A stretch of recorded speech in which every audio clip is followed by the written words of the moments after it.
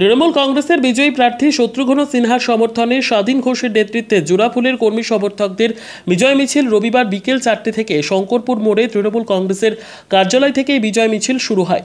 এই বিজয় মিছিলে প্রচুর মহিলা তৃণমূল কংগ্রেসের সমর্থকেরা অংশগ্রহণ করেন। পথ চলতি মানুষদের মিষ্টি খাওয়ানো হয়। দাদা, রেজাল্ট তো অনেকদিন আগেই বেরিয়েছে, আজকে বিজয় মিছিল করার উদ্দেশ্য কি?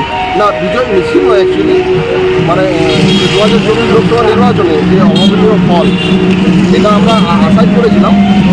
তো তারা পড়ানোর সাথে সাথে আমাদের আসানসোল লোকসভা কেন্দ্রে অন্তর্গত যে জেনুয়া গ্রাম পঞ্চায়েতের যে সম্পর্ককালীন দুর্ঘটনা, এই এলাকার মানুষ যেভাবে আমাদেরকে প্রভাব করে আশীর্বাদ করেছে, সমর্থন করেছে, তাই আমরা আজকে এই পথ মিছিলের মধ্যে দিয়ে মানুষের দ্বারে উপস্থিত হয়ে মানুষের কাছে আমরা কৃতজ্ঞতা প্রকাশ করবো এবং মানুষকে ধন্যবাদ জানাবো। এর জন্যই আজকে আমাদের এই পথ মিছিল বা বিজয় মিছিল বলা যেতে পারে।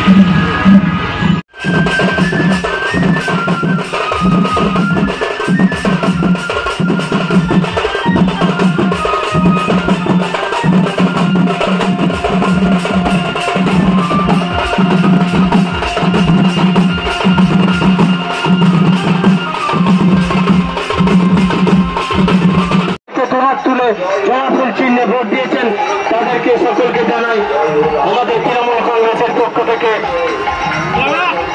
অশেষ ধন্যবাদ এবং অভিনন্দন।